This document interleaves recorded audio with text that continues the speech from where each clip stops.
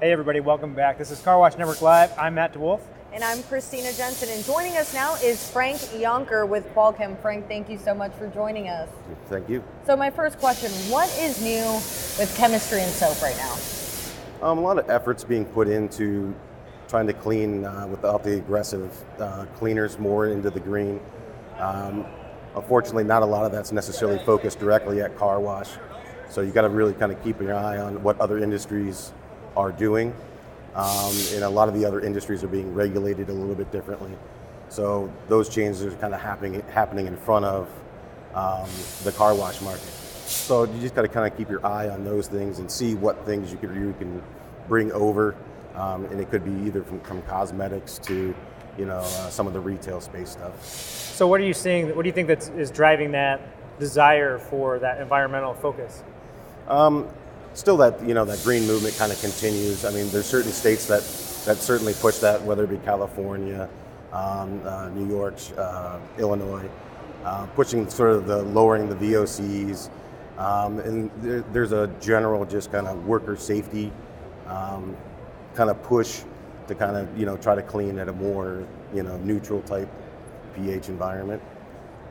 So yeah. How do you make sure that the products are environmentally safe?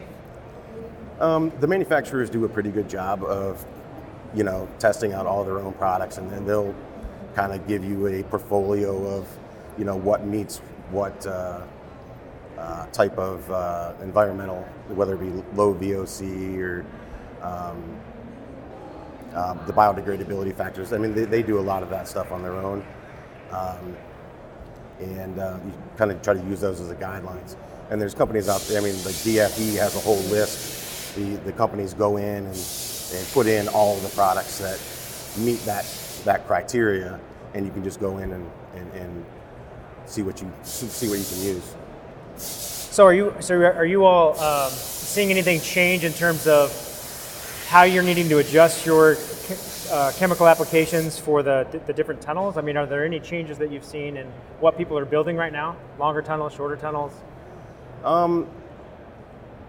I can't say that I've necessarily seen any major change. I mean, we're still drawing pH, lube soap, as a real short, it's a, you got your pre-soak, you got a lube soap, and you got a drying agent as a kind of a generic thing. I mean, that's what it is.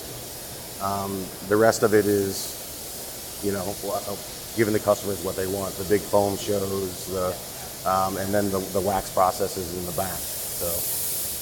So you probably want your car waxed, being as you're into cars. Has that always been a thing? Is wax a pretty industry constant in terms of something that you're selling a lot of, or do you see that ebb and flow? Yeah, I mean, I think that's been around for quite some time. Yeah. Starting off with the very early versions of the sealer, the seal coat protectants, clear coat protectants, those type of products. I kind of lump all of those into, I say wax, that's a very generic term, versus a polished type wax. So yeah, you're seeing more development in that area with these customers in trying to enhance shine, enhance durability, water repellency, that type of thing. Is there a change in your customer base in terms of maybe how much they want to know about how the process is working, or has that not changed really over the years?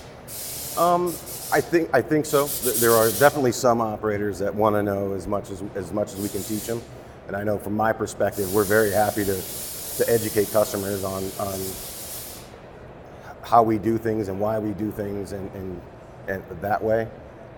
Some of these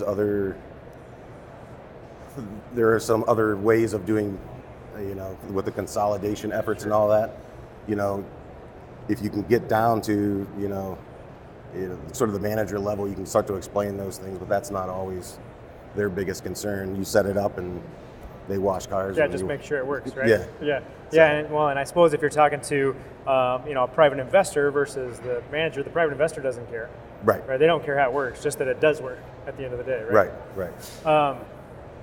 Any strange requests, or strange is maybe the wrong word. Excuse me. Yeah. Any requests from customers or things that they're asking for that's maybe a little bit surprising, or something you weren't maybe expecting over the last couple of years? Yeah, from my perspective, yes. I mean, we launched a new product last year, Luminar, and that at 100% came from a customer request of what he was looking to do to the surface of the vehicle.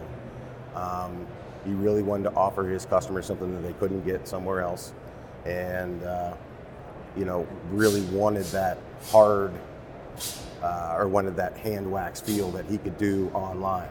So we launched Luminar last year to fit that need, particularly for him. And when he was first describing it, it was interesting because I'm like, you want what?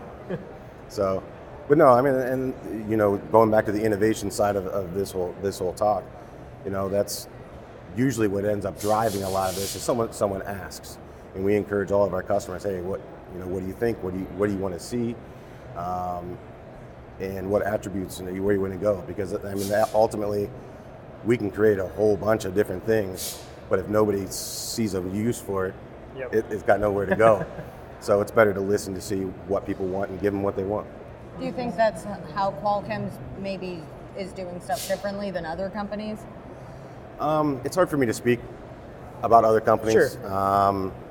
I just know that's the way Qual Chem likes to do business, and that's the way that makes the most sense to me from a formulator. Again, why am I going to spend a bunch of time doing something if it doesn't have a need? Yeah. Find a need, fill the need. Is just a way that we like to do things.